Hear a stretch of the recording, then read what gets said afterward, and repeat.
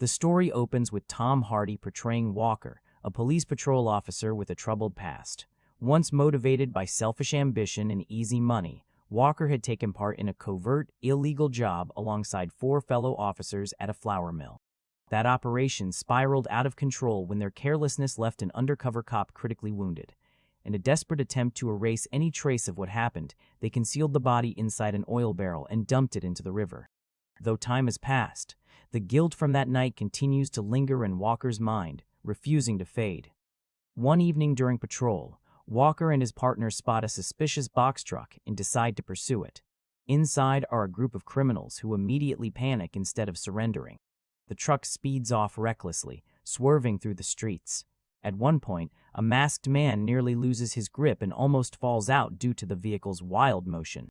2 police cars stay close behind, attempting to box the truck in, but just as they gain the upper hand, the driver sharply changes direction, forcing the chase into a dead-end route.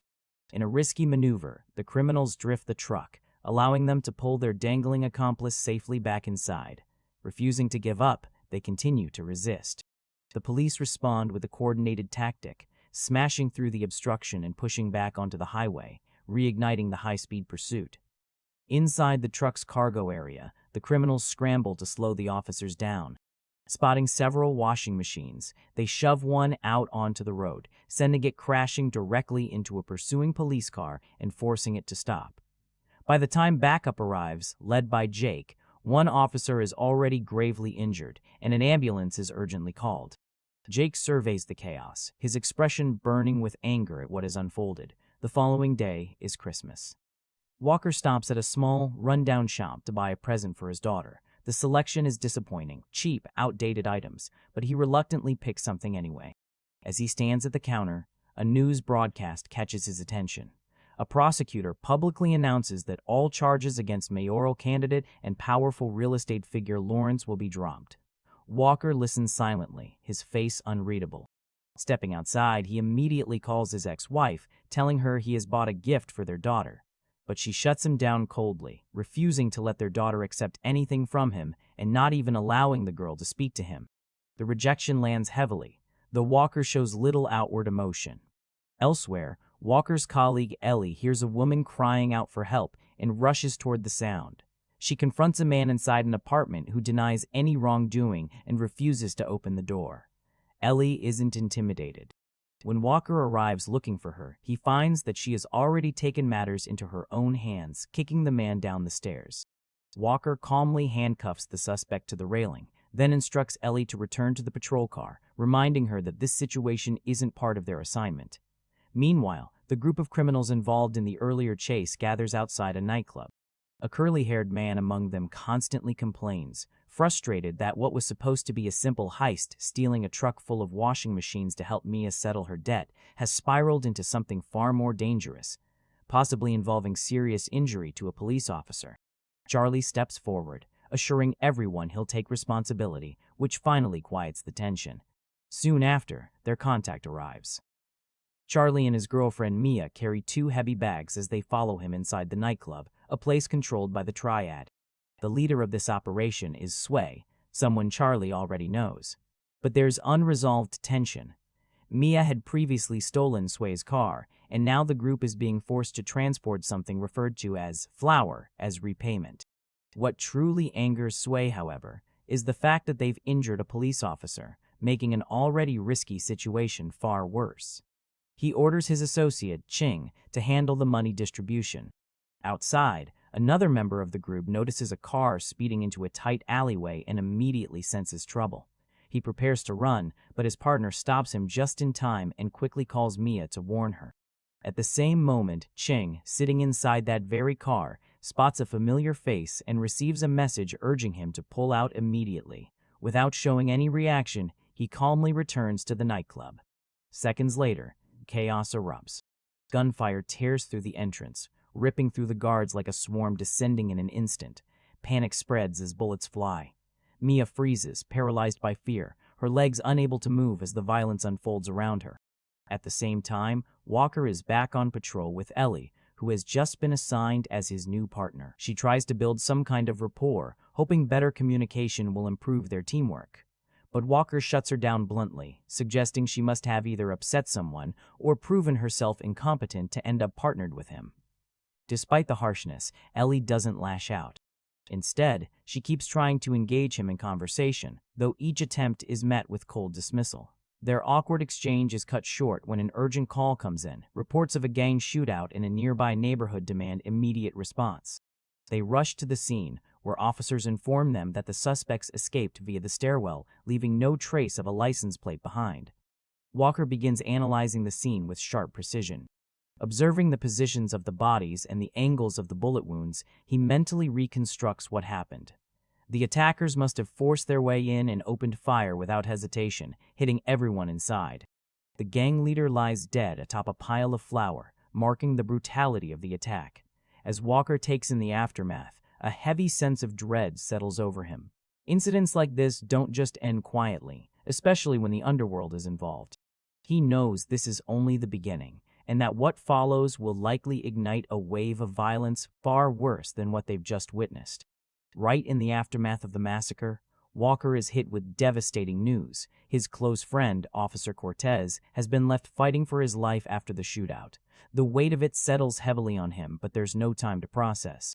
Ellie soon approaches with a critical find, a torn piece of a mask recovered from the scene. Alongside it, she pulls up nearby surveillance footage. The video clearly captures Charlie's face, and Mia can be seen holding a handgun. At first glance, it seems like enough to pin everything on them. But Walker doesn't jump to conclusions. He carefully studies the forensic details and quickly notices something off. The shell casings recovered at the scene are all from assault rifles, far more powerful than the small handgun Mia was carrying. On top of that, the victims didn't even appear to have time to react, suggesting a sudden, overwhelming ambush. To Walker, it's obvious whoever carried out the attack wasn't Mia. There are other players involved. Another detail catches his attention: heavy blood trails leading down the staircase. That suggests some of the guards may not have died on the spot, but instead managed to escape while injured. Acting on that instinct, Walker orders a citywide check on hospitals for any Asian males being treated for gunshot wounds, but he's not done yet. There's someone else he needs to confront. Walker heads to meet Lawrence, Charlie's father, a powerful figure currently running for mayor. It was Walker himself who had previously intervened to get the charges against Lawrence quietly dismissed. Now, he wants answers. Without wasting time, Walker asks directly about Charlie's whereabouts. Lawrence explains that ever since his wife passed away, his relationship with his son has deteriorated. Charlie has become distant, unpredictable, almost like a stranger. Hearing this, Walker lays out what happened at the nightclub. During a supposed exchange involving flour, things spiraled into a deadly shootout, and Charlie may have been present. Lawrence's face drains of color, but he refuses to believe his son could be responsible for something like that. Still, denial won't change reality. Whether Charlie pulled the trigger or not, he's already entangled in something far bigger. Lawrence warns Walker that Sui's mother, a woman with immense influence and ruthless authority, will not let this slide. If the situation escalates, both father and son could be dragged into a war they won't survive. Then Lawrence shifts the conversation. He reminds Walker of his own buried past, the illegal operation at the mill, and uses it as leverage. In no uncertain terms, he demands that Walker ensure Charlie's safety. With no room to maneuver, Walker agrees, but only under one condition. Once everything is resolved, all debts between them are wiped clean, and they go their separate ways as if none of this ever happened. Lawrence accepts immediately. The next morning, a private jet arrives. Sui's mother has landed. Known throughout the underworld as the Mother of the Triad, she steps into the scene with quiet authority.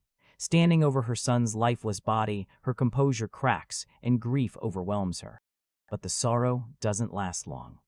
She quickly gathers her people and demands answers. Ching is brought before her. Under immense pressure, he deflects blame without hesitation, pointing directly at Charlie as the one responsible for the chaos. Meanwhile, under heavy rain, Walker makes his way into Chinatown. He pulls up outside a hidden, underground clinic. Without warning, he knocks aside the guard at the entrance and storms inside. Gun drawn, he presses the weapon against the doctor's head and demands access to a locked room. Inside, a wounded bodyguard is being treated. Walker wastes no time. He kicks the door open and grabs the man just as he attempts to escape. Since they don't share a common language, Walker forces the doctor to translate. Holding up a photo of Charlie, he demands to know if the man recognizes him. At first, the injured guard denies everything. But Walker applies pressure, literally pressing into the man's wound until the pain becomes unbearable. Finally, the man breaks. He admits he saw Charlie alongside Ching. But when Walker asks the critical question, whether Charlie was the one who killed Sui, the man shakes his head. The real attackers, he says, were 3 individuals wearing hockey masks. That changes everything. With the information he needs, Walker steps back. Before leaving, he warns the doctor to report these kinds of cases immediately in the future. Ironically, the doctor had already tipped him off earlier. Once Walker is gone, the doctor quietly eliminates the injured man, ensuring there are no loose ends left behind. Walker heads straight to the hospital to see Cortez. In the room are Jake and the other officers, the same group tied to that buried incident at the flour mill. Jake informs him that Charlie has officially been named the prime suspect in the case. Walker enters Cortez's room, where his wife sits beside him, emotionally shattered. Though Cortez has stabilized, doctors aren't optimistic. He may never regain consciousness. Through tears, she reveals that in recent days he had been acting strangely. Even during surgery, he muttered fragmented words. "We messed up. We shouldn't have gone there." The words linger in the air, heavy with meaning. Walker tries to comfort her, offering what little reassurance he can. But once she leaves, he's left alone with his thoughts, and the memory comes rushing back. That night at the mill, the wounded undercover officer, and Jake pulling the trigger to silence him. Elsewhere, Mia and her group are preparing to disappear. With the help of her uncle, they begin arranging fake passports. He hands her a secure phone and instructs her to stay put until everything is ready. Back at the station, Walker and Ellie go over every piece of evidence, trying to connect the dots. But the situation grows more complicated by the hour. At Sui's funeral, tensions reach a boiling point. Walker's superior removes him from the case, citing his failure to disclose key information about Charlie. Ellie is reassigned as well, effectively pulling both of them out of the investigation. But Walker isn't ready to walk away. He convinces Ellie to help him just one last time. Reluctantly, she agrees, and reveals a crucial lead: Mia is hiding at her Uncle Raul's scrapyard. At that very moment, another act of violence unfolds. The mayor's convoy is suddenly attacked by motorcycle assassins. Bullets tear through the vehicles, killing the driver, the bodyguard, and the secretary. The mayor survives, but only barely. Moments later, he's handed a phone. On the other end is Sui's mother. Her voice is calm, but her message is clear: there will be consequences. Meanwhile, Walker arrives at Raul's scrapyard. Raul tries to act casual, even attempting to conceal Mia's passport, but Walker sees right through it. When confronted, Raul initially refuses to hand Mia over. But Walker doesn't sugarcoat it. Without his protection, Mia won't last the night. Faced with that reality, Raul hesitates, then gives in. In the end, he hands Walker the unlocked phone. Just as the tension at the scrapyard peaks, police sirens cut through the air. Without missing a beat, Walker leans in close to Raul and quietly instructs him to act like they've never met. Moments later, he turns him over as if he's just another suspect, keeping his cover intact. Elsewhere, Sui's mother begins her own interrogation. Her presence alone is enough to silence a room, and now her attention is fixed on Ching. She demands to know where he was when her son was gunned down. Ching remains composed, explaining that Sui himself had sent him away earlier after disagreements over involving the mayor's son and Mia in their dealings. Still, he subtly redirects her focus, suggesting that finding Mia should be their top priority. Before the conversation can go any further, the curly-haired man from earlier nervously steps forward. Sensing an opportunity to save himself, he offers information in exchange for his life. The mother studies him for a moment, cold, unreadable, and then gives a slight nod, accepting his proposal. Meanwhile, Mia receives a message from her Uncle Raul. He instructs her to head to the Medusa nightclub at exactly 8:30 p.m. to collect her passport. On the surface, it seems straightforward, but something about it feels off. A quiet sense of dread begins to build inside her. Not long after, Walker positions himself near the nightclub and watches as Mia enters. Inside, the atmosphere is chaotic, music pounding, bodies moving wildly across the dance floor. But even in the chaos, Walker quickly locks onto his target. As Mia realizes she's being followed and tries to slip away, Walker closes the distance and grabs her firmly. He identifies himself as a police officer but makes it clear he's currently acting under orders from Charlie's father.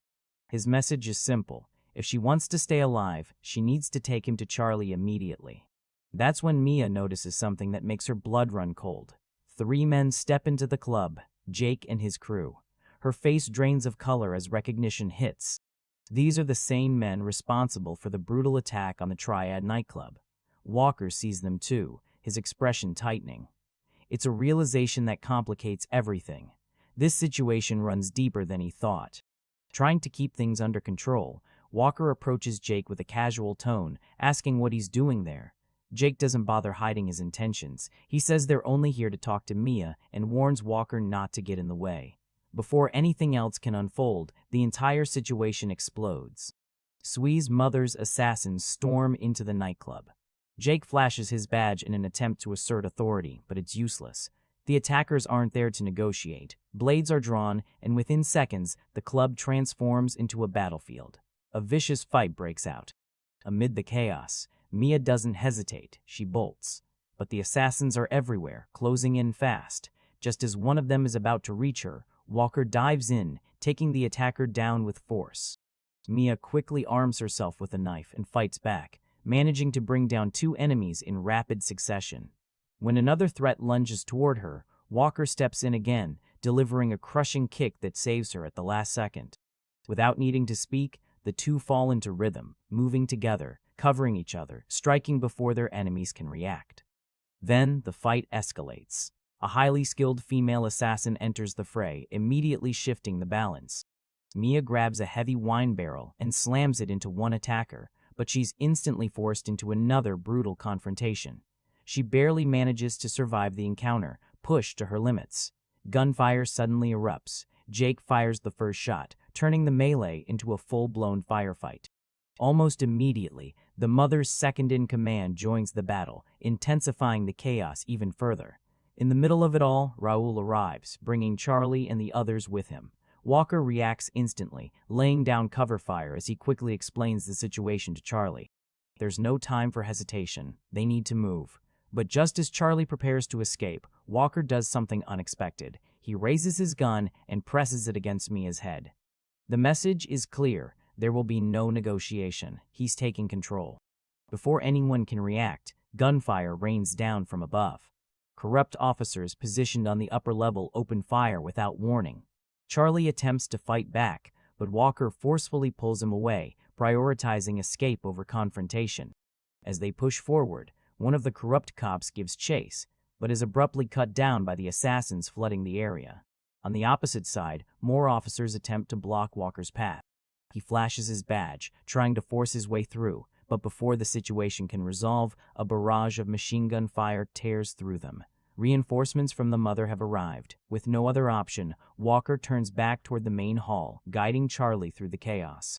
Behind them, Raul makes a final stand, throwing himself in front of the door to hold off the attackers. It's a sacrifice. Mia watches helplessly as her uncle is overwhelmed.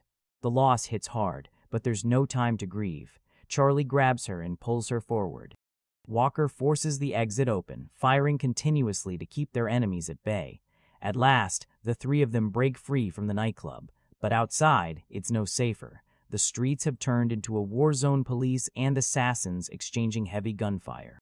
As Charlie moves toward a getaway car, he suddenly spots the curly-haired man among the attackers. In that instant, the truth becomes clear. He was the one who sold them out. There's no time to confront him. They dive into the car and speed off under a hail of bullets. Seeing their target slip away, the attackers begin to withdraw.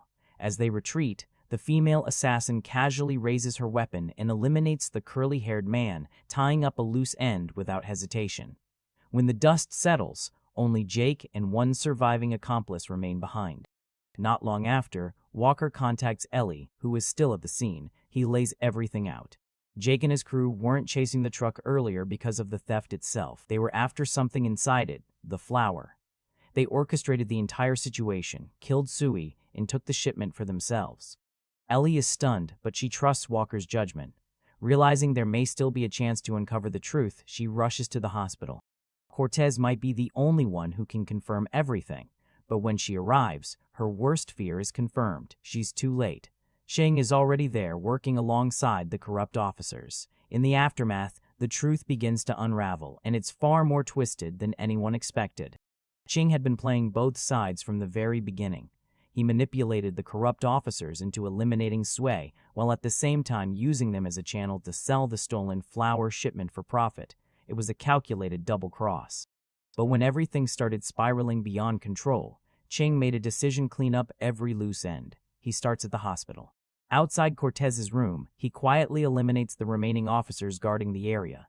Then he steps inside. Cortez lies unconscious, helpless, while his wife sits nearby.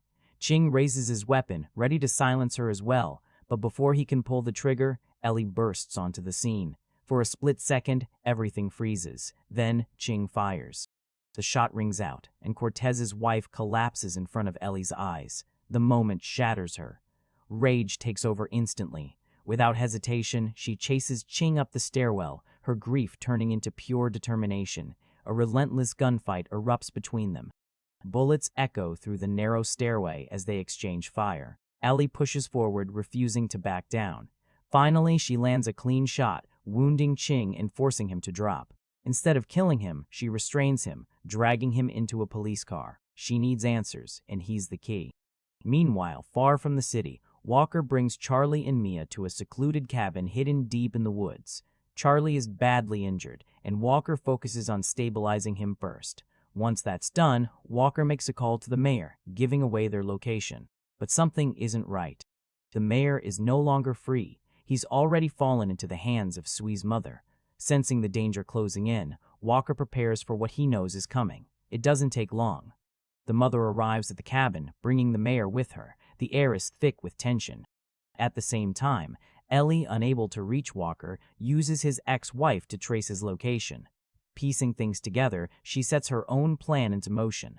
Elsewhere, the corrupt officers receive a message from Ching. He lures them toward a supposed exchange point near a railway line. Jake and his brother Vincent arrive, expecting a deal, but instead, they find only Ching waiting. Then Ellie steps out of the shadows. Before they can react, she takes control of the situation and captures both men, finally turning the tables. Back at the cabin, Walker gears up for the inevitable. He straps on a bulletproof vest and grabs a shotgun, preparing for a full-scale assault. Mia, desperate to escape, tries to take him down from behind, but Walker anticipates it and stops her instantly. And then the attack begins. Gunfire erupts as the mother's assassins surround the cabin. Bullets tear through the walls. Walker, Charlie, and Mia retreat inside and fire back. With the shotgun in hand, Walker becomes a force of destruction. He moves with precision, taking down attackers one after another. Even under heavy fire, his focus never wavers.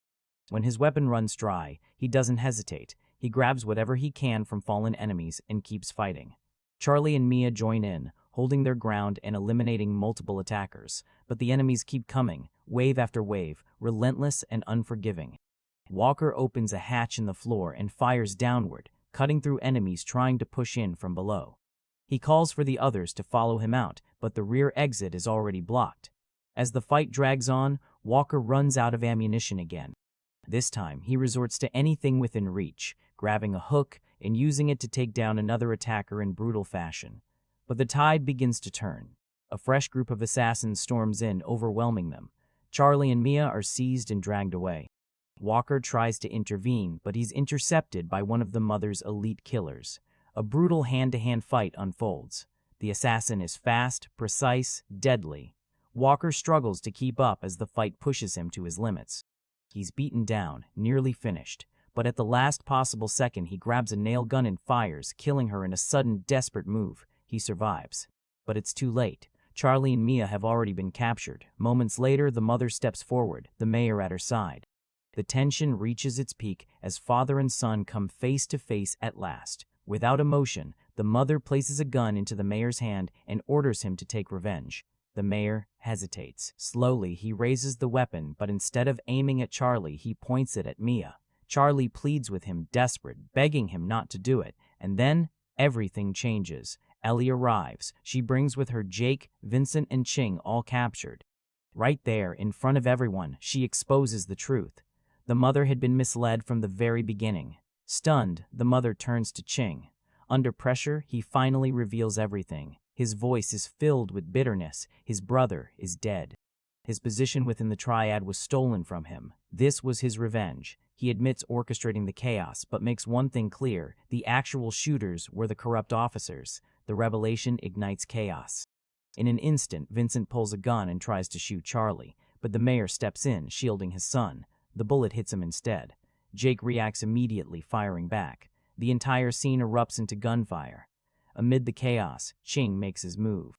He kills the mother, seizing his moment, but before he can do anything else, he's gunned down himself.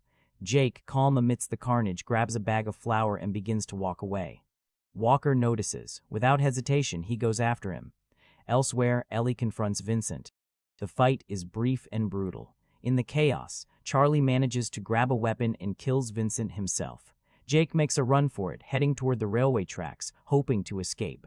Walker chases him down, firing as he runs. Jake, furious, turns and shouts, reminding Walker that he's not innocent either, that he's just as guilty. Why not let him go? Walker doesn't even pause. He pulls the trigger.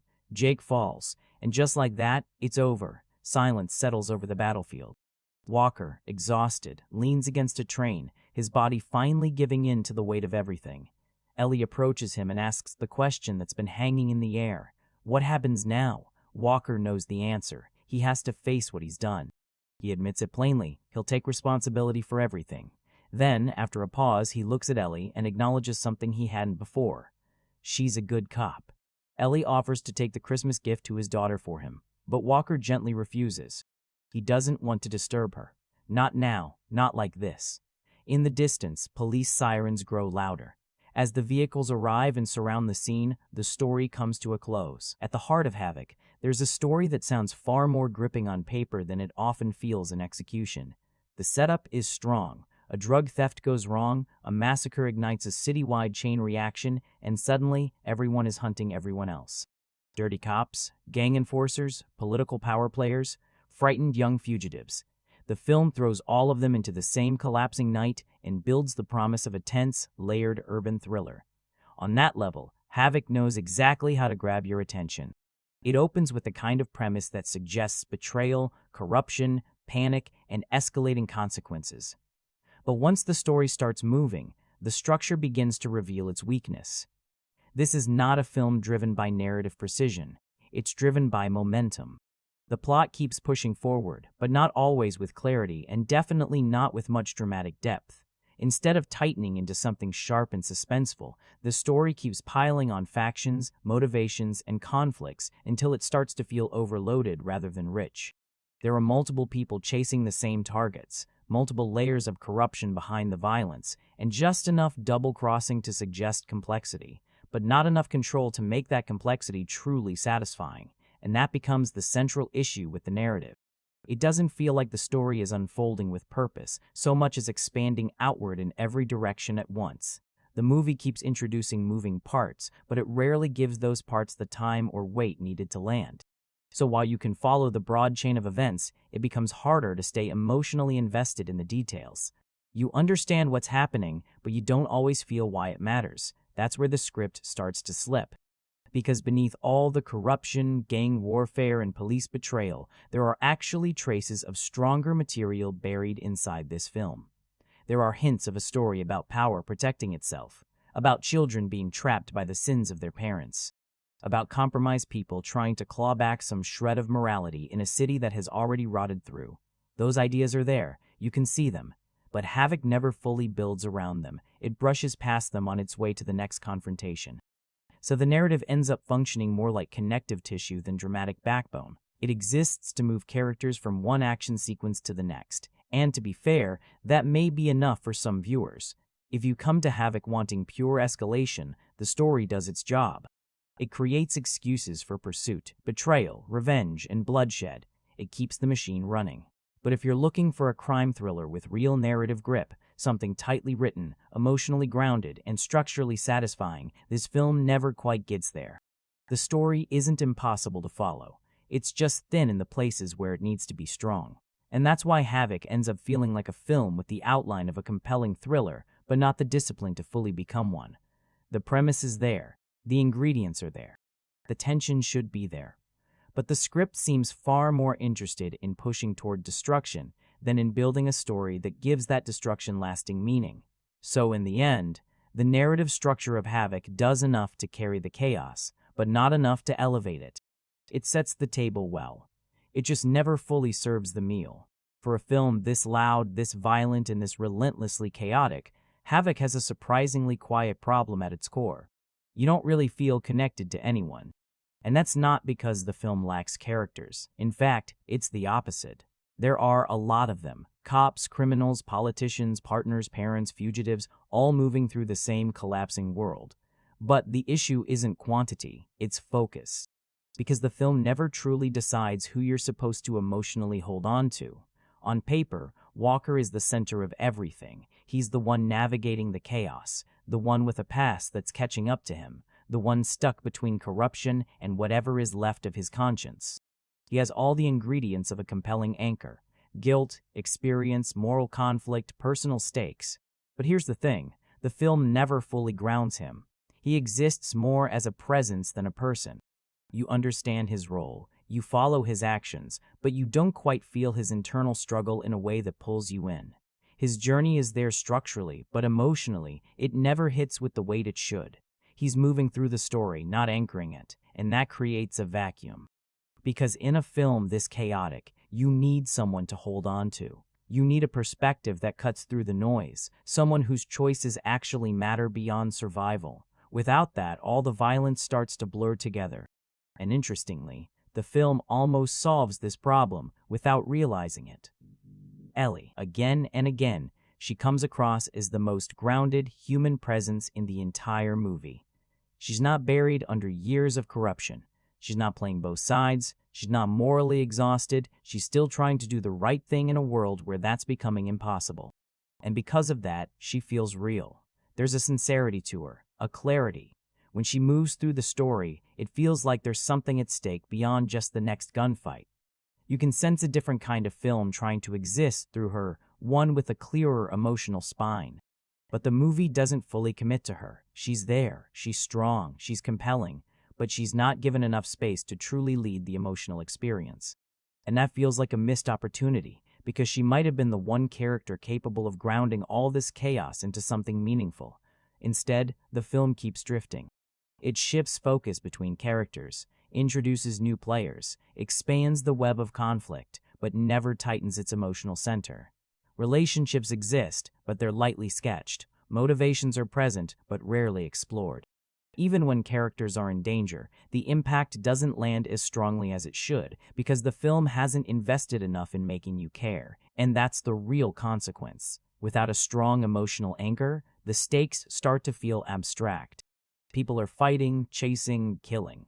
But the question of why it matters keeps slipping away. You're watching the chaos. You're not feeling it. There are glimpses of something deeper, especially in the idea of older figures controlling or endangering the younger ones, of people trying to escape systems that were built long before they entered them.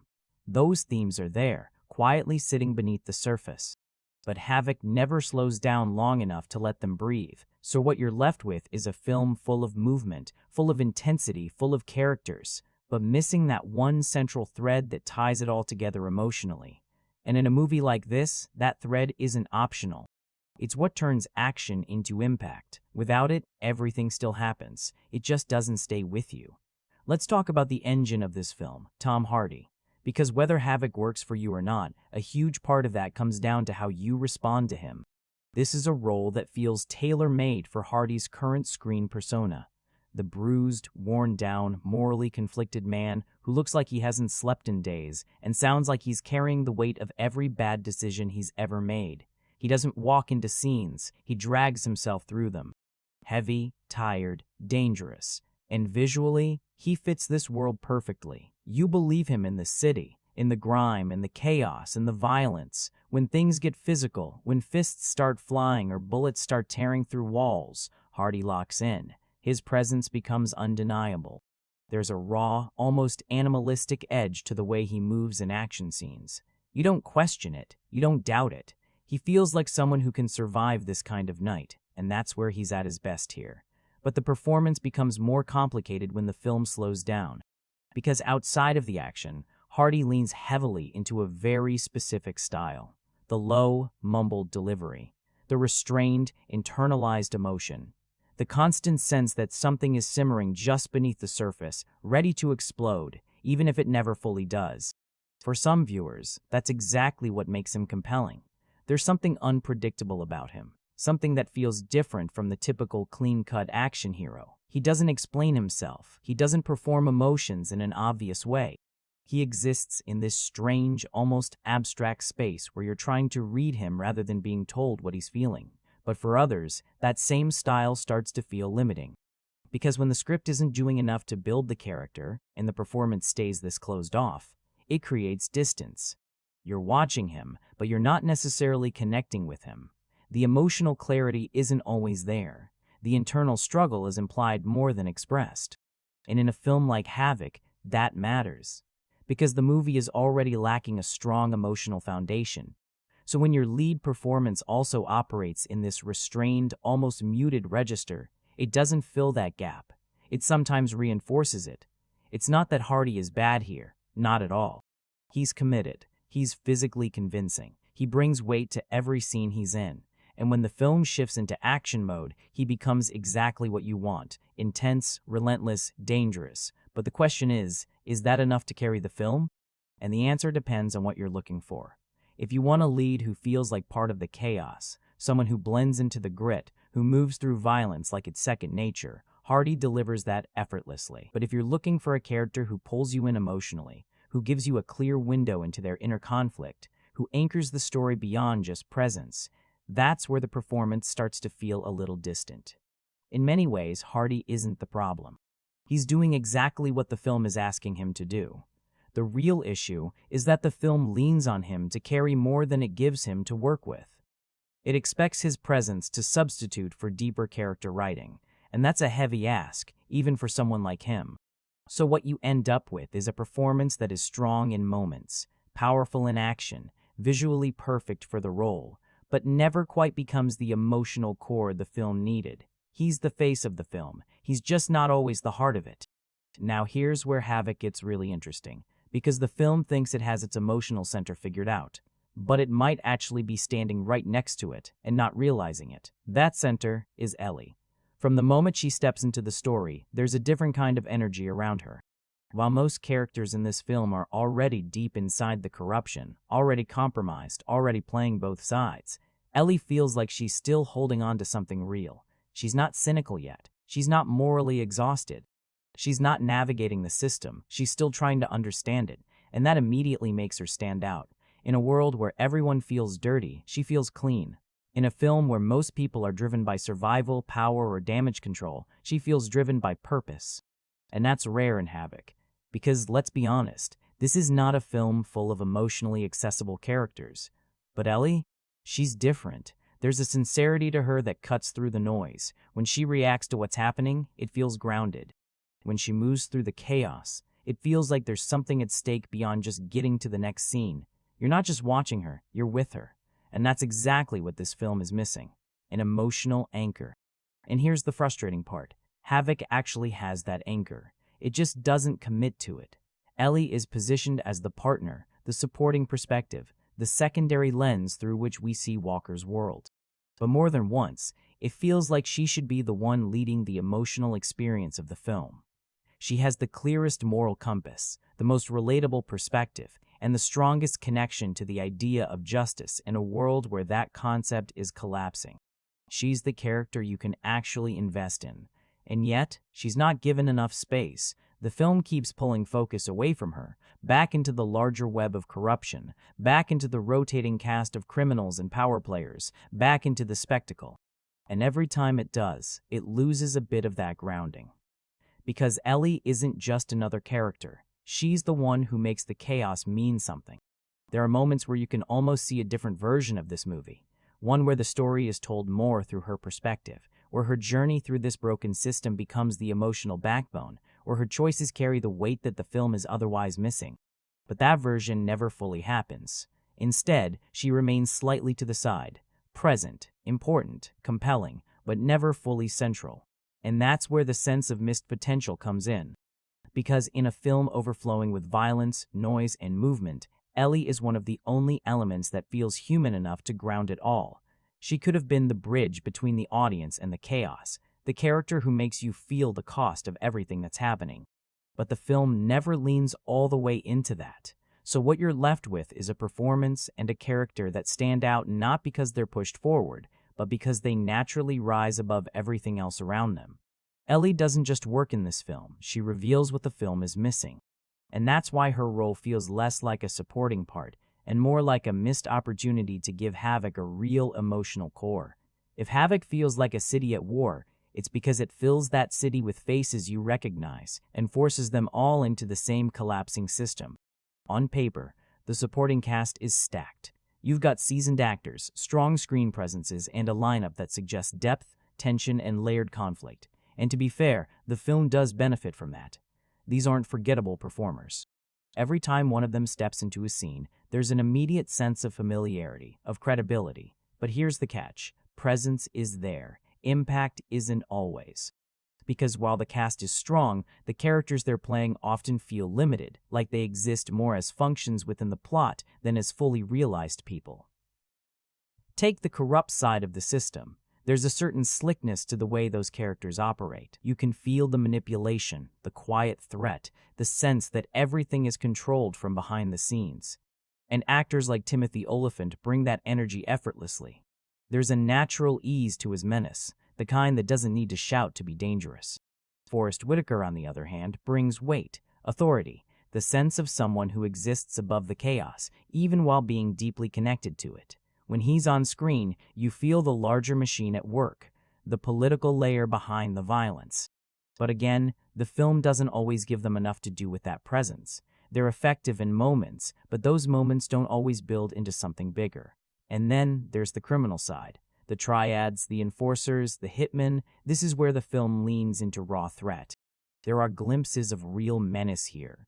Characters who, when introduced properly, feel dangerous in a way that adds tension to the world.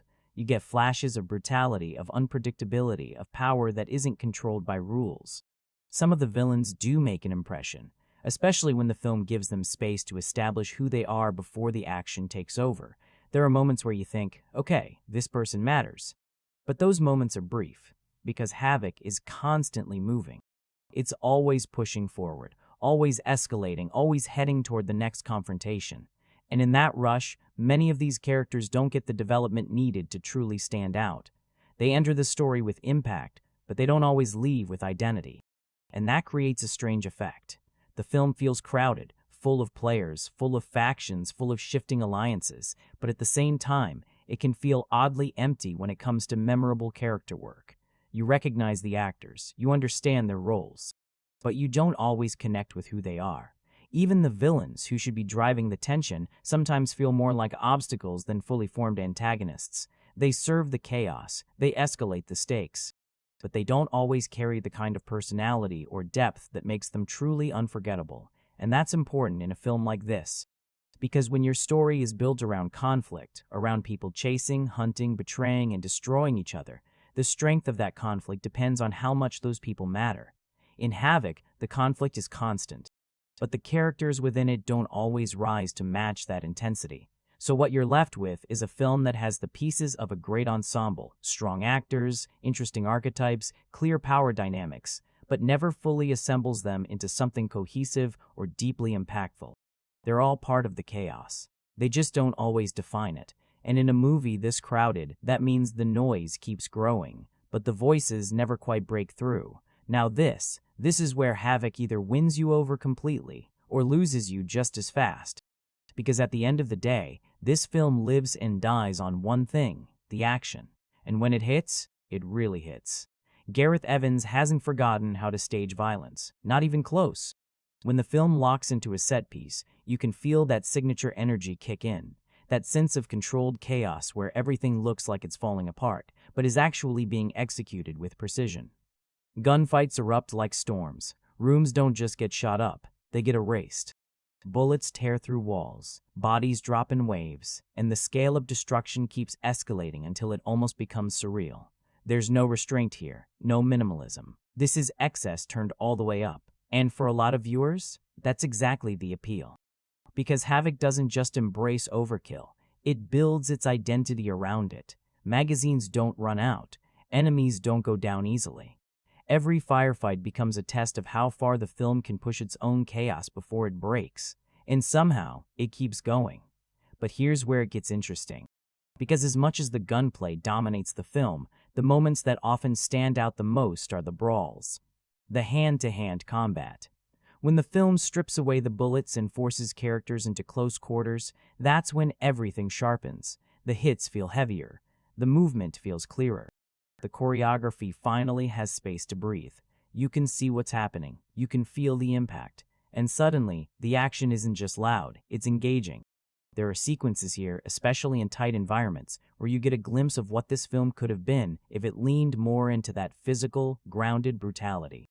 Those moments carry a different kind of energy, one that feels less like chaos for chaos's sake and more like crafted intensity. And then there are the major set pieces, the ones people keep talking about, the nightclub sequence. That's the turning point. That's where the film fully wakes up. Everything clicks into place for a moment. The choreography, the pacing, the sheer escalation of violence. It all comes together in a way that reminds you exactly what Evans is capable of. And then later, the final stretch. The kind of extended, all-out siege where the film just lets go completely. No holding back, no restraint. Just wave after wave of destruction, pushing the chaos to its absolute limit. These are the moments that define Havoc, but they also highlight its biggest inconsistency. Because outside of these peaks, the action isn't always as strong. There are stretches where it feels repetitive, where the gunfights blur together, where the sheer volume of bullets starts to lose impact because there's no variation, no buildup, no contrast. And sometimes it goes too far. Not in terms of violence, that's the point of the film, but in terms of clarity. The camera gets too shaky. The movement gets too chaotic. The scene becomes harder to follow, not more intense. And when that happens, the action stops being immersive and starts becoming noise. So what you end up with is a film that delivers incredible highs, sequences that are brutal, creative, and undeniably entertaining, but struggles to maintain that level consistently. When it's focused, it's electrifying. When it's overloaded, it's exhausting. But one thing is clear. Havoc is not interested in subtlety. It's not trying to redefine action. It's trying to overwhelm you with it. And whether that works for you depends entirely on how much chaos you're willing to embrace. If there's one thing Havoc makes absolutely clear, it's this. Restraint is not part of the plan. This isn't just a violent film. It's a film that treats violence like its primary language, its identity, its rhythm, its entire personality. And it doesn't stop at being brutal. It goes way beyond that, into something almost surreal. Because in Havoc, people don't just get shot, they get obliterated. 1 bullet, not enough. 10 bullets, still not enough. Entire magazines emptied into a single body, now we're getting closer. This is the kind of movie where overkill isn't a side effect, it's the goal. Gunfights don't feel tactical, they feel relentless. Endless waves of bullets, bodies dropping faster than you can process, and a level of destruction that quickly stops feeling realistic and starts feeling almost exaggerated on purpose. And that's where the tone shifts. Because at a certain point, the violence stops being shocking and starts becoming stylized, almost like a comic book, almost like the film knows exactly how ridiculous it's being and leans into it anyway. There's a strange energy to it, a kind of dark, chaotic humor buried inside the brutality. Moments where the sheer excess makes you step back and think, this is insane, but I'm kind of enjoying it. That's the balance Havoc is playing with. It's not trying to be grounded. It's not trying to be realistic. It's trying to push violence to a point where it becomes its own spectacle, something exaggerated, amplified, and borderline absurd. And for some viewers, that's exactly what makes it work, because there's a freedom in that approach. The film doesn't pretend to follow real-world logic. Guns don't run out of ammo. People absorb damage that would end anyone instantly. The rules are bent, stretched, sometimes completely ignored, all in the name of making the action bigger, louder, and more extreme. But here's the downside. When everything is pushed this far, the impact can start to fade. Because if every moment is maximum intensity, then nothing feels like a peak anymore. The shock wears off, the brutality becomes expected, and what was initially exciting can slowly turn into fatigue. You stop reacting. You just watch. And that's the risk Havoc takes. It commits so fully to excess that it doesn't always leave room for contrast. There's very little breathing space, very little variation in how violence is used. It's constant, relentless, unfiltered, which means the film can feel overwhelming, not in a controlled, exhilarating way, but in a way that starts to blur together. Still, there's no denying what it's trying to do. This is Gareth Evans leaning into the idea of action as pure, unapologetic spectacle. A world where destruction is amplified to its absolute limit, where every confrontation is pushed just a little further than it needs to be. It's chaotic, it's excessive, it's completely over the top. And whether you see that as a strength or a weakness, that's going to define your entire experience with Havoc. Now, let's talk about how Havoc actually shows all this chaos, because this is where the film becomes the most divisive. Visually, Havoc is constantly walking a tightrope between controlled intensity and complete overload, and depending on the scene, it can fall on either side. At its best, the cinematography feels aggressive in the right way. The camera doesn't just observe the action, it dives into it. It moves with the bodies, reacts to the violence, follows momentum instead of just framing it. There are moments where the staging is so tight, so well blocked, that even in the middle of chaos, you can actually understand what's happening. You see the hits, you follow the movement, you feel the geography of the fight, and in those moments the film looks fantastic, especially during some of the close-quarters combat, where the camera pulls back just enough to let the choreography breathe. That's when Havoc feels sharp, deliberate, and fully in control of its own energy. But then, there's the other side, because just as often, the film pushes its visual style too far. The camera starts shaking more than it needs to. Movements become frantic instead of fluid. Cuts come in faster, angles shift harder, and suddenly, the clarity starts slipping. What should feel intense starts to feel messy. And that's the key issue here. Intensity is not the same as clarity. When the film confuses the two, the action loses impact. You're no longer inside the scene, you're trying to figure it out. And in a movie that relies so heavily on action, that's a dangerous place to be. There are sequences where the chaos is intentional, where the lack of control is part of the experience. But there are also moments where it feels like the film is trying too hard to force that chaos, rather than letting it emerge naturally from the staging. And when that happens, the immersion breaks. Lighting plays into this as well. The film leans heavily into dim, gritty environments, nightclubs, alleyways, shadowy interiors, all designed to create that oppressive, crime-ridden atmosphere. And when it works, it gives the film a raw, almost suffocating texture. But sometimes it goes too far. Scenes become harder to read. Details get lost. Movement blends into darkness. Instead of enhancing the mood, the lighting starts to obscure the action, and that adds to the overall sense of visual fatigue. So what you get is a film that clearly has the technical ability to stage incredible action, but doesn't always apply that discipline consistently. When everything aligns, calmer movement, choreography, lighting, pacing, Havoc looks powerful. You feel every hit, every movement, every shift in space. But when it doesn't, it becomes noise, shaky, overstyled, and harder to follow than it should be. And that inconsistency is what defines the visual experience, because this isn't a film that lacks skill. It's a film that sometimes lets its style overpower its clarity, and in an action movie, clarity isn't optional, it's what makes the chaos work. Now we need to talk about one of the biggest issues in Havoc, the CGI. Because this isn't just a minor flaw, it's something that affects the entire feel of the film, and it starts right at the beginning. That opening car chase should be the moment that pulls you in, the hook, the adrenaline rush, the scene that tells you, this is the ride you're about to go on. Instead, it does the opposite, because almost immediately something feels off. The cars don't move like real cars, the environment doesn't feel grounded, the physics feel weightless. It looks stylized, yes, but not in a way that enhances the experience. It looks artificial, like you're watching a digital simulation of chaos rather than chaos itself. And that's a dangerous way to start a film like this, because Havoc is trying to sell you grit. It's trying to drop you into a dirty, corrupt, violent world, something that feels raw and physical. But when the very first sequence feels synthetic, it creates distance. You're not inside the world, you're watching it from the outside. And unfortunately, that problem doesn't stay in the opening. It follows the film. Throughout Havoc, CGI keeps showing up. In the backgrounds, in the environments, in the blood effects, even in moments where you expect something practical. Cars in the distance, cityscapes, certain action beats, they all carry that same slightly off texture. And once you notice it, it's hard to ignore. Because it clashes with what the film is trying to be. This is supposed to feel like a brutal, grounded, physical experience, where punches hurt, bullets tear through space, and everything has weight. But CGI, especially when it's this noticeable, does the opposite. It removes weight. It makes things feel floaty, processed, less real.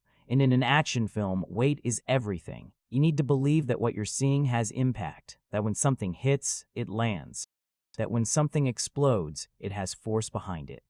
But when too much of the world feels digitally constructed, that impact starts to fade. Even the violence, which is supposed to be one of the film's strongest elements, can sometimes feel less effective because of it. Blood looks cleaner than it should. Movement looks smoother than it should. The rough edges get polished away. And that creates a disconnect because the film is trying to be gritty, but it looks processed. It's trying to feel raw, but it feels assembled. Now, to be fair, not everyone will mind this. Some viewers will accept it as part of the stylized approach. In certain moments, it even blends well enough into the chaos that you stop thinking about it. But when it stands out, it really stands out. And that's the core issue. It's not just that Havoc uses CGI. It's that it uses it in a way that pulls you out of the experience, instead of pulling you deeper into it. That opening chase is the perfect example. It should have grounded the film. Instead, it introduces the one element that keeps breaking the illusion. And from that point on, you're never fully sure if what you're watching is happening in a real, brutal world, or inside something just slightly too artificial to fully believe. If Havoc is built on chaos, then pacing is what determines whether that chaos feels relentless or just uneven. And this is where the film really starts to split opinions. Because Havoc doesn't move in a straight line. It surges, it stalls, and then it explodes. From the start, there's an expectation of constant momentum, a film that grabs you and never lets go. And to be fair, it tries to do that. The opening throws you straight into action, sets up the stakes quickly, and gives the impression that you're in for a non-stop ride. But then, it slows down, not in a controlled, tension-building way, but in a way that feels like the film is repositioning itself. Characters are being moved around, plot threads are being introduced, connections are being explained, but the energy dips. And this middle stretch is where the film struggles the most. Because instead of building suspense, it starts to feel like it's waiting for the next big moment. The story is moving, but the momentum isn't always there. You're watching things unfold, but you're not always pulled forward by them. And that creates a gap. A gap between what the film promises and what it's delivering in that moment. But then, when the action kicks back in, everything changes. Because Havoc doesn't just return to action, it dives headfirst into it. The second half, and especially the final stretch, is where the film fully commits to what it wants to be. The restraint disappears, the pacing tightens, the sequences start stacking on top of each other. And suddenly, that energy that felt missing earlier comes flooding back. This is where the film feels alive. The third act, in particular, is designed as a full release, a payoff to all the chaos that's been building. Extended shootouts, escalating confrontations, characters colliding in one final wave of destruction. It's loud, it's aggressive, it's relentless, and for a lot of viewers, it works. Because endings matter. No matter how uneven a film is, people remember how it finishes. And Havoc clearly understands that. It saves its most intense, most over-the-top sequences for the final act, making sure that the last impression is one of pure, unfiltered action. But here's the catch. That payoff only hits as hard as the journey leading up to it. If you're already invested, if the earlier parts of the film worked for you, then the third act feels like a reward, a satisfying escalation, a final push that delivers exactly what you came for. But if the first half didn't fully engage you, then the ending can feel more like overload than payoff. Because instead of building naturally to that climax, the film sometimes feels like it's jumping to it, relying on sheer intensity to carry the weight that the pacing didn't fully support earlier. And that's the core issue. Havoc has strong momentum in bursts, but not always in flow. It knows how to hit hard. It just doesn't always know how to build to those hits.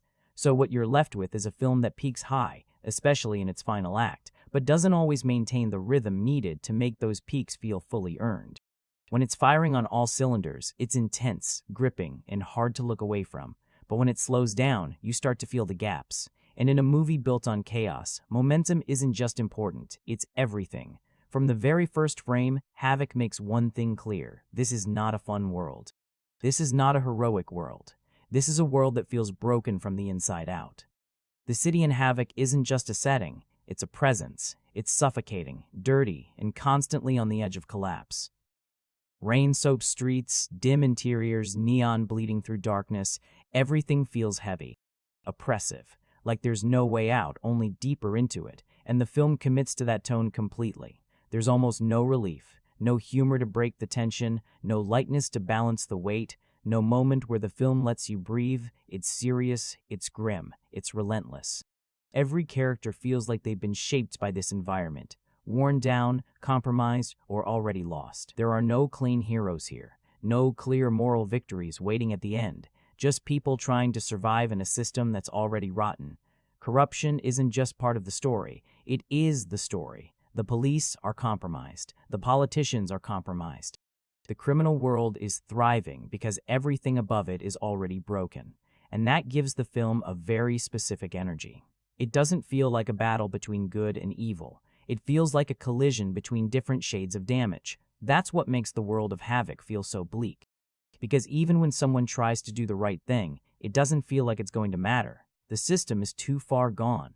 And that tone carries through everything. The performances, the visuals, the pacing, even the way the action unfolds. Violence doesn't feel heroic here.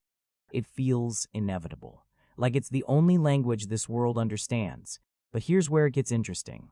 Because while the tone is deadly serious, the action isn't always. There's a strange contrast running through the film. On one hand, you have this grim, almost hopeless atmosphere, a world that feels grounded in corruption and decay. On the other hand, you have action that is so exaggerated, so over the top, that it almost becomes stylized to the point of absurdity, and that creates tension, not just within the story, but within the experience of watching the film. At times, the bleakness makes the violence feel heavier, more brutal, more impactful, but at other times, the excess of the action starts to clash with that tone.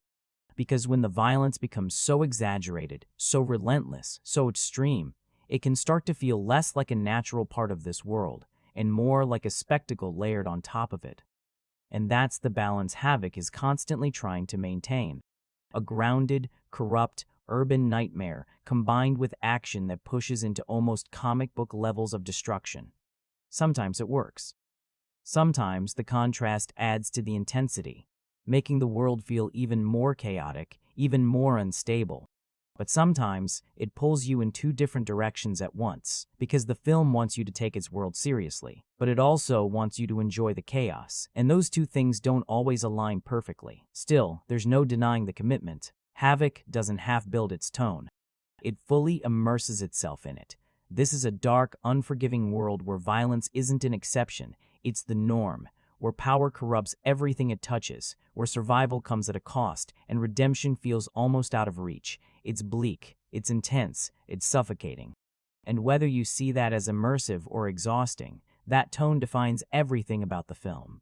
At some point while watching Havoc, a question starts to creep in. What is this film actually trying to be remembered for? Because everything about it, the way it looks, the way it moves, the way it hits, screams one thing: style.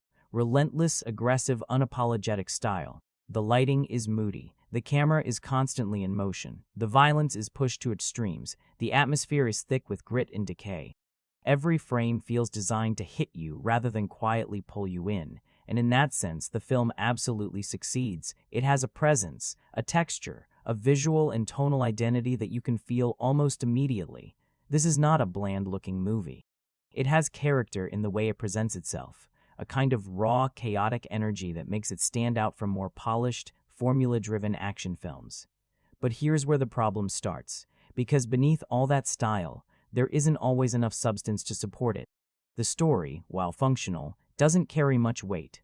The characters, while serviceable, don't evolve in meaningful ways. The emotional stakes, while present in theory, rarely land with real impact. So, what you end up with is a film that looks intense, but doesn't always feel meaningful. And that's the core imbalance. Style is doing most of the work. Substance is trying to keep up. There are moments where the film hints at something deeper.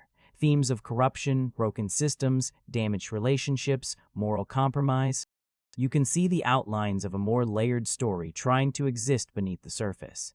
But Havoc rarely slows down long enough to explore those ideas. Instead, it keeps pushing forward, from one action beat to the next, from one confrontation to another, prioritizing momentum and spectacle over reflection and development.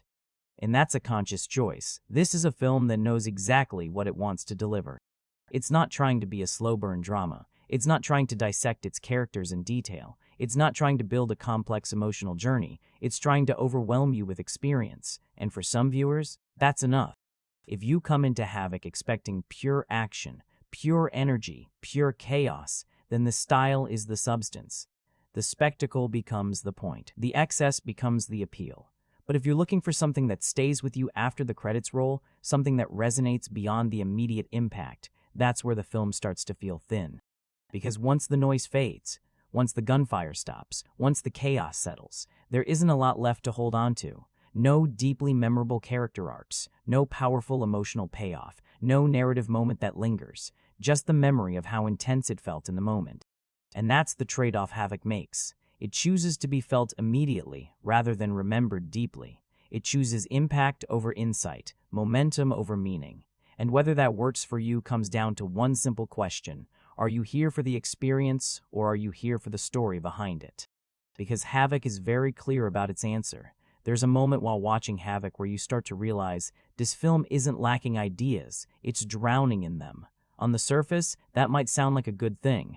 More layers, more characters, more connections. It should make the story feel richer, more complex, more engaging. But here's the problem. Complexity only works when it's controlled, and Havoc doesn't always have that control. Instead of building a tight, focused narrative, the film keeps expanding outward. New subplots get introduced, new relationships are hinted at, new motivations come into play, and before you know it, you're juggling multiple threads at once. Corrupt cops, political power plays, triad revenge, runaway fugitives, old debts, personal betrayals, it's all there. But not all of it is fully developed, and that's where the story starts to feel convoluted instead of layered, because the film doesn't always give these subplots enough time to breathe. They appear, they move the plot forward, and then they fade into the background, sometimes before they've had a chance to actually matter. So instead of deepening the narrative, they clutter it. You're constantly being introduced to new pieces of the puzzle, but the film rarely pauses to show you how those pieces truly fit together on a deeper level. You understand the mechanics, who's chasing who's working with who's betraying who, but the emotional or thematic weight behind those connections is often missing, and that leads directly into the second issue, character development. Because when a film is this busy, something has to give. And in Havoc, it's the characters. Most of them feel like they're defined by their roles rather than their personalities. The corrupt cop, the powerful politician, the vengeful crime boss, the rookie partner, the desperate fugitives. You recognize these archetypes immediately, but the film rarely pushes beyond them. There's very little evolution, very little transformation, very little time spent understanding who these people are beneath the surface. Even the relationships, which could have added depth, feel underexplored. There are connections here that should carry emotional weight, but because the film is constantly moving, they never fully land. You see them, you understand them, but you don't feel them. And that's the real consequence of all this convolution. The story becomes harder to invest in, not because it's confusing, but because it's overloaded without being grounded. It's like being dropped into the middle of a larger world without enough context to fully care about it. You can follow what's happening, but there's always a sense that something is missing, that the film is skipping over the very moments that would have made these characters and subplots meaningful. So, instead of building a strong, interconnected narrative, Havoc becomes a series of moving parts. Efficient, functional, always in motion, but rarely deep. And in a film that's already leaning heavily on action to carry the experience, that lack of character depth becomes even more noticeable. Because when the action stops, there isn't enough underneath to keep you fully engaged. The film gives you a lot to process. It just doesn't give you enough to truly hold on to. Here's the thing about Havoc. For a movie where everything is on fire, where people are being hunted, betrayed, and torn apart, you'd expect to feel a constant sense of urgency, a pulse, a pressure, a reason to care about who lives and who doesn't. But strangely, that feeling never fully takes hold, because underneath all the chaos, Havoc is missing something essential, a heartbeat. The stakes are technically high.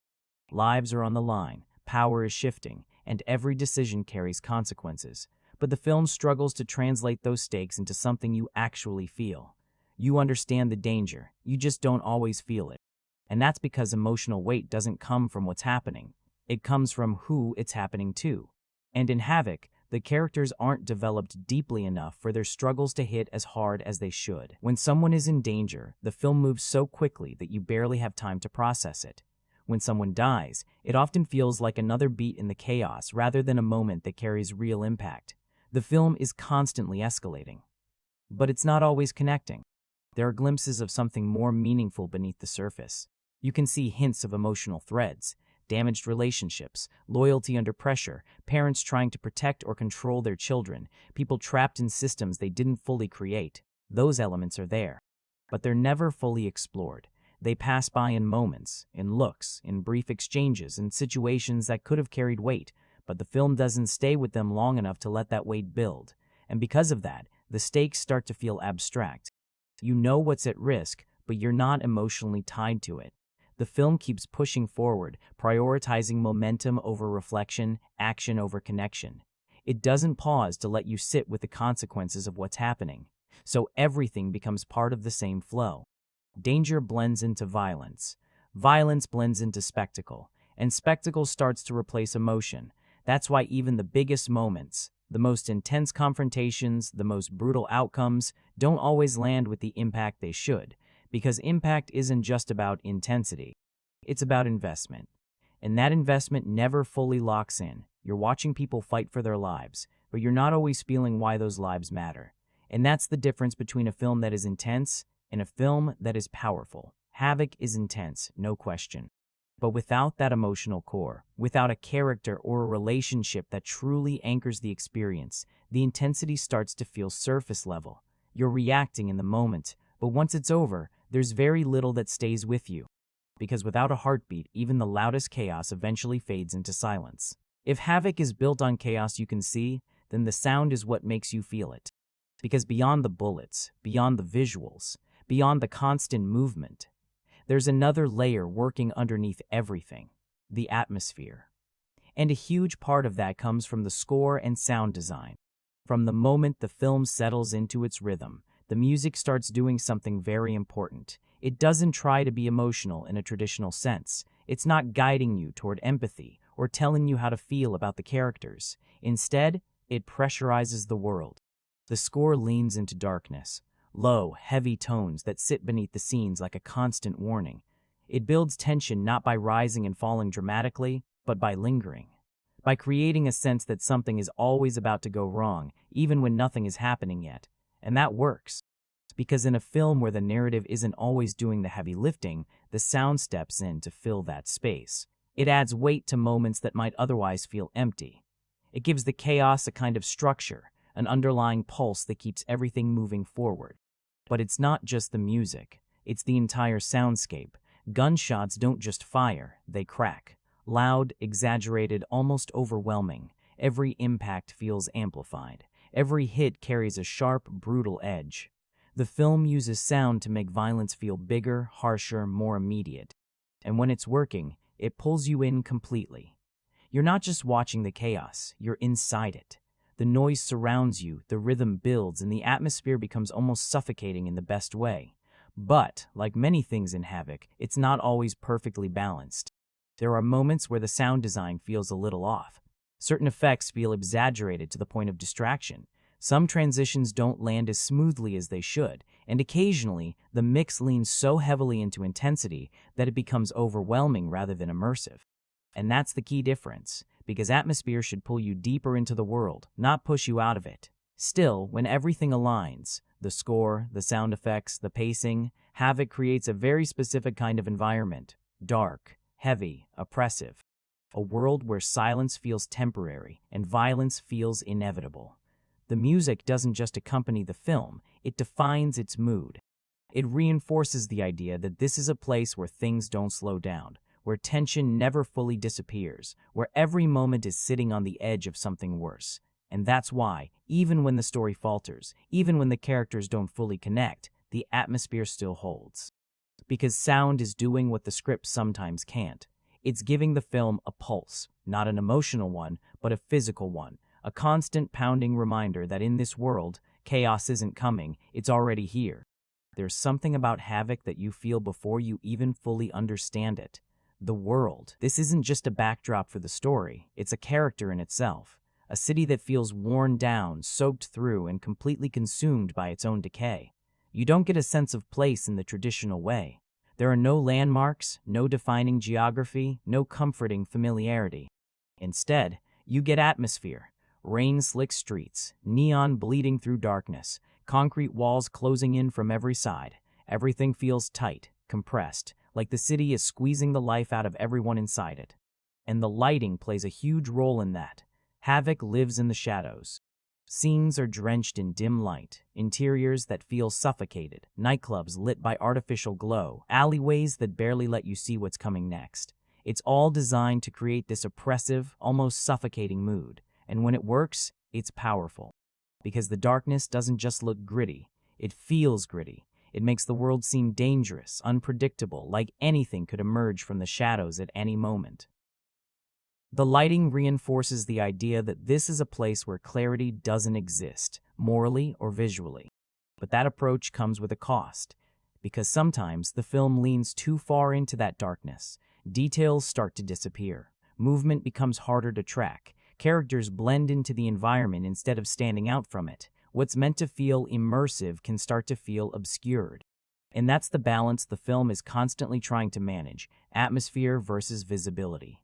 When it gets it right, the visuals are striking. The grime, the texture, the sense of a world that's been lived in and broken down over time, it all adds to the film's identity. You believe in the corruption because the city itself looks corrupted. But when it pushes too far, the style starts to work against the experience. The city itself is also interesting in how it's presented. It doesn't feel tied to a specific real-world location. Instead, it feels like a fusion, a stylized urban nightmare built from familiar elements.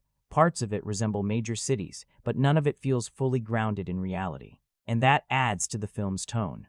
Because this isn't meant to be a realistic portrait of a city. It's meant to be a pressure chamber, a place where crime, power, and violence have been pushed to their limits, where everything is heightened, exaggerated, and constantly on the verge of collapse. The grime isn't subtle, the decay isn't hidden, the environment is as aggressive as the action. And that's what gives Havoc its visual identity. It's not clean, it's not polished, it's not inviting, it's harsh, it's suffocating, it's alive in the worst possible way. Even when the film struggles in other areas, this world remains consistent. It keeps you grounded in the tone, even when the story or characters start to drift. Because visually, Havoc knows exactly what it wants to be, a city that doesn't just host the chaos, but creates it. Now let's address the shadow hanging over Havoc, because whether the film acknowledges it or not, every frame is being compared to one thing: Gareth Evans' past work. You can't separate this movie from what came before it. The Raid. The Raid 2. Those films didn't just deliver action, they redefined expectations. They set a standard for clarity, intensity, choreography, and purpose that still holds weight today. They weren't just violent, they were precise, focused, ruthless in execution. And that's exactly why Havoc feels the pressure. Because this isn't just another action movie from a new director. This is a film from someone who already proved what peak action can look like. So naturally, you come in expecting that same level of control, that same discipline, that same feeling that every movement, every hit, every sequence has been built with intent. And to be fair, you do see glimpses of it. There are moments in Havoc where Evans reconnects with that instinct. When the action tightens up, when the choreography becomes clear, when the chaos feels structured rather than messy, you can feel it. You think, yeah, this is him. But those moments don't last consistently, because unlike his earlier work, Havoc doesn't feel as focused. Where The Raid was stripped down and relentless, one location, one objective, pure forward momentum, Havoc spreads itself out. More characters, more subplots, more moving pieces, and in doing that, it loses some of that sharpness. The action is still there, but the clarity isn't always. The impact is still there, but the precision isn't always, and that's the key difference. Evans's earlier films felt like they knew exactly what they were and committed to it completely. There was no excess in the wrong places, no wasted movement. Everything served the experience. Havoc, on the other hand, feels more scattered. It tries to do more, be more, show more, and in the process, it becomes less focused. There's also a shift in how the action itself is approached. The Raid films leaned heavily into hand-to-hand combat, grounded, brutal, physical. You felt every hit because you could see every hit. Here, there's a heavier reliance on gunplay, on scale, on overwhelming chaos. And while that works in moments, it doesn't hit with the same distinct identity. It feels bigger, but not necessarily better. There are also other influences creeping in. You can feel traces of modern action cinema, the kind of stylized gunfights and nightclub sequences that have become more common in recent years. It's not just Evans' voice anymore, it's a blend. And sometimes that blend dilutes what made his earlier work stand out. So what you end up with is a film that clearly comes from the same director, but doesn't always feel like his strongest form. It's not that Havoc is bad, it's that it exists in comparison to something that was exceptional. And that comparison changes everything. Because you're not just asking, is this a good action movie? You're asking, is this as good as what he's already done? And that's a much harder question to answer. For some viewers, the answer will be, it's not the same, but it still delivers. For others, it never reaches those heights. And that's the reality Havoc has to live with. It's not just competing with other films, it's competing with its own legacy. And while it shows flashes of that old brilliance, it never fully becomes it. Watching Havoc, you start to notice something familiar. Not in a bad way, but in a way that makes you go, I've seen pieces of this before. Because this film doesn't exist in isolation. It's clearly drawing from a lineage of action cinema, a very specific one. You can feel it in the gunfights, you can feel it in the staging, you can feel it in the way violence is presented almost like a performance. And at the center of that influence, John Woo. That classic heroic bloodshed style, where bullets aren't just fired, they're expressed.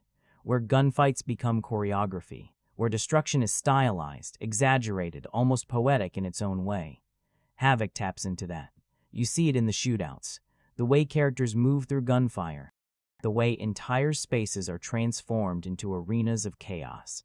There's a clear attempt to channel that kind of cinematic language, where violence becomes something larger than life. But here's the thing, John Woo's action wasn't just about spectacle. It had rhythm, it had beauty. It had a strange kind of emotional elegance, even in the middle of destruction. And that's where Havoc feels different. Because while it captures the scale, it doesn't always capture the grace. The violence here is harsher, louder, more aggressive, less balletic, more blunt force. It's not trying to be beautiful, it's trying to be overwhelming. Then there's the more modern influence, John Wick. You can feel it, especially in sequences like the Nightclub. The idea of controlled chaos in a confined space, where action flows continuously, where the camera moves with the character, where every beat builds into the next. That influence is there. And in some moments, Havoc gets close to that level of immersion, where the action feels like one long, unbroken experience. But again, it doesn't always maintain that clarity. Because where John Wick is precise, every movement, every shot, every transition carefully controlled, Havoc sometimes leans into chaos at the expense of that precision. It wants the intensity, but not always the discipline, and that's the recurring pattern. The film pulls from these iconic styles, heroic bloodshed, modern action choreography, but it filters them through its own identity, which is much more raw, much more chaotic, much more aggressive. Sometimes that works. Sometimes it creates something that feels fresh, like a rougher, dirtier evolution of those influences. But other times, it highlights what's missing. The elegance, the control, the balance between style and clarity. Because influence alone isn't enough. It's what you do with it that matters. And Havoc uses those influences to build something that feels familiar, but not always fully realized. It's like taking the DNA of great action cinema, and pushing it to an extreme. More bullets, more chaos, more destruction, but not always more meaning. So what you end up with is a film that clearly respects the genre it comes from, that understands the language of action cinema, but chooses to speak it in a louder, rougher, more excessive way. And depending on your taste, that's either exactly what you want, or exactly what you feel is missing something. Here's the question that ultimately defines Havoc, not while you're watching it, but after it's over. Did it stay with you? Because in the moment, this film absolutely works. It's loud, it's intense, it's constantly throwing something at you. Gunfights explode, fights hit hard, chaos keeps escalating. Without strong emotional investment, without deeper character connections, without a story that evolves or reveals more over time, there's nothing pulling you back beyond the spectacle. So in the end, Havoc offers a certain kind of rewatch value, but it's limited. It's the kind of movie you watch once, enjoy for what it is, maybe revisit a few standout scenes, and then move on. Because while it delivers in the moment, it doesn't build the kind of connection that makes you want to relive the entire experience again and again. Now, after breaking down everything, the flaws, the inconsistencies, the missed opportunities, it's only fair to ask, what does Havoc actually get right? Because despite everything, this film does work in key areas, and when it works, it's hard to ignore. First and foremost, the action. This is the backbone of the entire movie, and at its best, it absolutely delivers. When Gareth Evans locks into a set piece, you can feel that signature intensity. The choreography, the scale, the sheer brutality, it all comes together in a way that reminds you why his name still carries weight in the action genre. The fights hit hard, the shootouts go big, the chaos feels intentional. And in those moments, the film becomes exactly what it set out to be, a relentless, high-impact action experience. Then there's the commitment to tone and atmosphere. Whether you like it or not, Havoc knows what it wants to feel like. Dark, gritty, oppressive. The world is consistent. The mood doesn't break. From start to finish, it maintains that sense of a corrupt, collapsing city where violence is inevitable. It's not trying to be light. It's not trying to be fun in a traditional sense. It's trying to immerse you in something harsh, and it succeeds. Visually, when the film finds its balance, it can look striking. The combination of lighting, texture, and environmental detail creates a world that feels lived in, dirty, broken, and dangerous. There's a clear identity here, even when the execution isn't always perfect. And then there's Tom Hardy. Whatever your opinion on his style, there's no denying his presence. He fits this world. He carries a physical intensity that anchors the action. When things get violent, he feels believable, grounded, and fully committed. He gives the film weight, even when the script doesn't. The supporting cast also deserves credit. There are strong performers throughout, and even if the characters aren't deeply developed, the actors bring enough credibility to keep the world from feeling completely hollow. You believe these people exist in this environment, even if you don't fully connect with them. Another strength is the film's fearlessness. Havoc doesn't hold back. It pushes its violence further than most films would. It commits to its excess. It doesn't dilute its identity to appeal to everyone. And in a landscape where many action films play it safe, that kind of boldness stands out. It knows what it is, and it goes all in. There's also a certain raw energy running through the film, especially in the second half and final act. When the pacing tightens and the action escalates, the movie becomes genuinely engaging. It grabs your attention and holds it. You may not be emotionally invested, but you're not bored, and that matters. Because at the end of the day, Havoc succeeds at the one thing it prioritizes above everything else. It entertains in the moment. It delivers spectacle. It delivers intensity. It delivers chaos. And for a lot of viewers, that's exactly what they're looking for. So while the film may struggle with depth, structure, and emotional impact, its strengths are clear. When it focuses on what it does best, action, atmosphere, and raw intensity, Havoc becomes a film that's hard to look away from. It may not be perfect, but it's never half-hearted. And sometimes, that's enough. Now let's strip everything back, because as much as Havoc delivers in certain areas, there's no avoiding the fact that its weaknesses are just as loud as its strengths, and in some cases, even louder. Let's start with the biggest one, the story. Or more accurately, the lack of a strong one.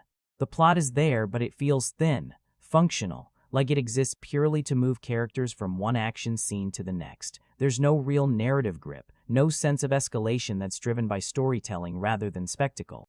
It doesn't surprise you. It doesn't challenge you. It doesn't stay with you, it just moves. And when a film leans this heavily on action, the story needs to support it, not just exist around it. Then there's character development. This is where the film really struggles to connect. Most of the characters feel like archetypes rather than fully realized people. You understand their roles, but you don't truly understand them. Their motivations are clear, but their personalities aren't explored deeply enough to create real emotional investment. So when things happen to them, it doesn't hit as hard as it should. You're watching events unfold, not feeling them. And that leads directly into the next issue, the lack of emotional weight.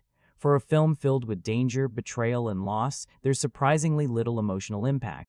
The stakes are high on paper, but they don't translate into something you actually feel while watching. There's no strong emotional anchor holding everything together, no central thread that makes you care deeply about the outcome, and without that, the chaos starts to feel hollow. Now let's talk about CGI, because this is one of the most noticeable technical flaws in the film. From the very beginning, especially in the opening car chase, the digital effects feel artificial, weightless, unconvincing, and that issue doesn't disappear as the film goes on. It keeps showing up in backgrounds, environments, even in moments where you expect something more grounded. And the problem isn't just that it's there, it's that it breaks immersion. This is a film trying to feel gritty and real, but the CGI constantly reminds you that it's not. Then there's the camera work. At times, it's sharp, controlled, and effective, but at other times, it's too much, too shaky, too aggressive, too chaotic. Instead of enhancing the action, it makes it harder to follow, and in an action film, that's a major issue. If the audience can't clearly see what's happening, the impact of the scene is immediately reduced. Clarity should never be sacrificed for style, and Havoc crosses that line more than once. Another major weakness is pacing. The film doesn't maintain a consistent rhythm. It starts strong, slows down in the middle, and then suddenly ramps everything up in the final act. That uneven flow creates moments where the energy drops, where the film feels like it's waiting to get back to what it does best. And while the third act delivers, it doesn't always feel fully earned. Then there's the issue of excess. Yes, the over-the-top violence is part of the film's identity, but it also becomes a problem. When everything is pushed to the extreme, the impact starts to fade. The constant barrage of gunfire, the endless waves of enemies, the unrealistic logic, it can become repetitive, even exhausting. What starts as exciting can slowly turn into noise. And finally, there's the comparison factor. This is a Gareth Evans film, and that comes with expectations. His previous work set a very high standard, especially in terms of action clarity, choreography, and storytelling balance. And while Havoc shows flashes of that brilliance, it never consistently reaches it, which makes the flaws stand out even more, because you know what he's capable of. And this doesn't fully match it. So when you put it all together, Havoc isn't held back by one single issue. It's held back by a combination of them. A weak narrative, thin characters, lack of emotional depth, overuse of CGI, inconsistent camera work, uneven pacing, excess without restraint. Each one chips away at the experience. And while the film still manages to entertain, these weaknesses are the reason it never becomes something greater. It doesn't fail completely, but it never fully rises either, and that's what makes it frustrating.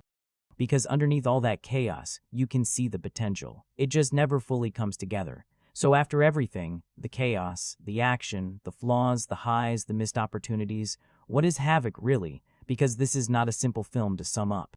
On one hand, it's exactly what it promises. A brutal, relentless, no-holds-barred action movie that throws you into a corrupt, collapsing city and never lets up. When it hits its stride, when the action locks in, when the pacing tightens, when the chaos feels controlled, it delivers real entertainment. There are moments here that work, moments that remind you why Gareth Evans is still a name that carries weight in the action genre, moments where the film feels alive. But on the other hand, there's a constant sense that it could have been more, because underneath all that noise, all that violence, all that intensity, there's a film struggling to hold itself together. The story never fully grips you. The characters never fully connect. The emotional core never fully forms. And those aren't small issues, they're foundational. So what you end up with is a film that feels split in two, a film that excels in execution but struggles in foundation. It knows how to deliver moments, but it doesn't always know how to build a complete experience. And that's why the reactions to Havoc are so divided. For some viewers, it's enough. The action, the atmosphere, the sheer intensity, that's what they came for, and the film delivers it. It's the kind of movie you can throw on, switch off your brain, and just enjoy the ride. For others, that's not enough. Because once you look past the spectacle, there isn't much holding everything together, and when the action fades, the cracks become more visible. That's where the disappointment comes in. Not because the film is bad, but because it feels like a version of something better. A version that had the potential to combine Gareth Evans' signature action with stronger storytelling, deeper characters, and a more cohesive vision. Instead, what we get is something more uneven, something more chaotic, not just in style but in structure. And yet, despite all of that, it's still watchable. It's still engaging in bursts. It still has enough energy, enough craft, enough raw intensity to keep you from completely checking out. So the overall impression? Havoc is a film that delivers in moments, but not as a whole. A film that entertains immediately, but doesn't resonate deeply. A film that shows flashes of greatness, but never fully becomes it. It's not a failure, but it's not a standout either. It sits somewhere in between, caught between what it is, and what it could have been. And that, more than anything else, is what defines Havoc.